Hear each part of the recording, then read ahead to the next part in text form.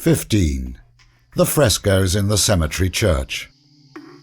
We can now enter the cemetery church and observe the cycle of frescoes detached in stages in the 1960s, which covered the first transverse arch of the left aisle of the old parish church and depicted the four evangelists. Other missing pieces have been added to the series of frescoes, which complete what was the entire decoration of the transverse arches.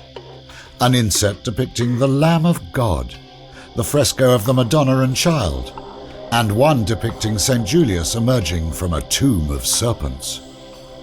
The figure of God the Father providing a blessing, probably placed at the height of the ark between the figures of the apostles, was not preserved in situ, but was found in the parish church of Barco, a hamlet of Cazzago San Martino.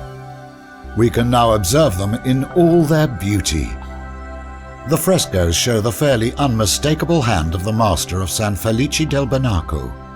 The distinctive features of the master are identifiable in the faces by their big bony eye sockets and cheekbones, mazzini, marked by deep wrinkles on the cheeks and stained with touches consisting of cinnabar. The figures, often represented in a disarticulate manner, are dressed in large redundant folds, whose wave effect is controlled by the tracing of the stylus on the plaster, which is no longer visible in the frescoes removed from the church.